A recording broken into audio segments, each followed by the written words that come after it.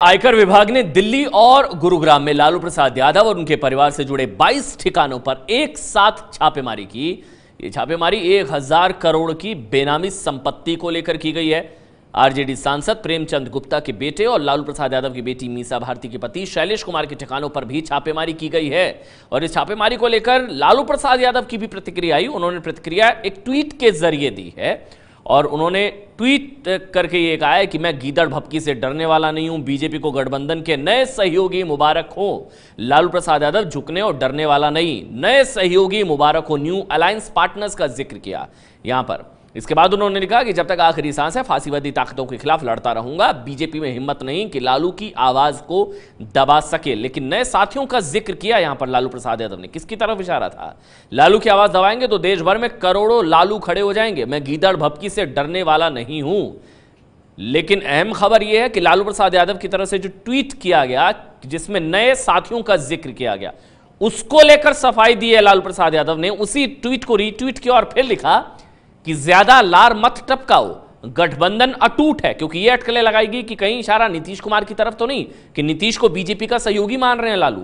उस पर उन्होंने लिखा कि ज्यादा लार मत टपकाओ, गठबंधन अटूट है। अभी तो समान विचारधारा के और दलों को साथ जोड़ना है। मैं बीजेपी के सरकारी तंत्र और सरकारी सहयोगियों से नहीं डरता हूं। पूंजीपतियों के सरगनाओं सुनो, गरीबों का समर्थन और शुभ आशीर्वाद मेरे साथ है। यह सफाई देनी पड़ी लालू प्रसाद यादव को। दरअसल उन्होंने न्यू अलायंस पार्टनर्स का जिक्र किया था, नए साथियों का जिक्र किया था। उसके बाद उन्होंने लिखा कि लालू ना हारा है ना थका है, अपराजय योद्धा की तरह सदा लड़ा और जीता है।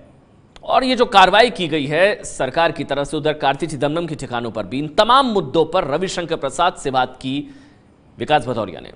बिहार के पूर्व मुख्यमंत्री लालू प्रसाद यादव के कई ठिकानों पर छापेमारी हुई है। कांग्रेस ने इस मसले पर सरकार के खिलाफ मोर्चा खोला है। हमारे साथ इस पूरे मसले पर बातचीत करने के लिए केंद्रीय कानून मंत्री, संचार और इलेक्ट्रॉनिक्स मंत्री रविशंकर प्रसाद हैं। उनसे बात करते हैं। साहब, कांग्रेस कह रही है आप तो कानून का बेजा इस्तेमाल कर रहे हैं, सीबीआई का बेजा इस्तेमाल कर रहे हैं, आपको शिवराज का व्यापम घोटाला नहीं दिखता, आपको सुषमा स्वराज ने जो ललित मोदी के लिए एफिडेविट दिया था वो नहीं दिखता। जहां तक लालू जी का सवाल है, हम ही ने कहा था कि गरीबों के चारा को लूट की जाए।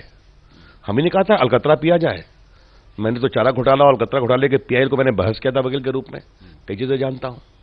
लेकिन उसमें सजा होने के बावजूद अब बेटे जमीन बना रहे हैं, दोनों बेटे जमीन बना रहे हैं, तो बेटी जमीन बना रही है। यह सच्चाई है कि नहीं? अभी तक उन्होंने कहा है कि हमने दिल्ली में फ्रेंड्स कॉलोनी, पटना में 7 लाख स्क्वायर का बड़ा सा प्लॉट जहां मॉल बन रहा है बिहार का सबसे बड़ा, या बिजवासन में बड़ी जमीन, या सैनिक फार्म में बड़ा सा मकान, ये सच्चाई है कि नहीं? उन्होंने डिनाई किया है क्या? ये पैसे कहां से आए? ये नरेंद्र मोदी जी की सरकार है। बेनामी संपत्ति सख्त हुई है। उन्होंने कहा था ना नोटबंदी के समय कि जिन लोगों ने अपराध करके पद का दुरुपयोग करके संपत्ति बनाई है, कार्रवाई होनी चाहिए। और मैं आज आपके दर्शकों को देश में एक सवाल करना चाहता हूं। नीतीश कुमार ने स्पेशल कोर्ट बनाया है ना कि जो पदाधिकारी चोरी करेंगे उनकी जमीन को ले ली जाएगी। तो कुछ लोगों की मकान ले लिया गया, उसमें स्कूल खोला गया। तो एक तो लालू जी के पुत्र उनके उप मुख्यमंत्री हैं। तो क्या वो कानून सिर्फ छोटे छोटे सरकार के कर्मचारियों के लिए है? ये बड़े सवाल है।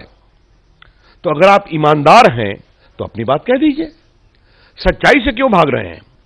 तो सच्चाई से क्यों भाग रहे हैं और कानून अपना काम कर रहा है। ये है एबीपी न्यूज, आपको रखे आगे।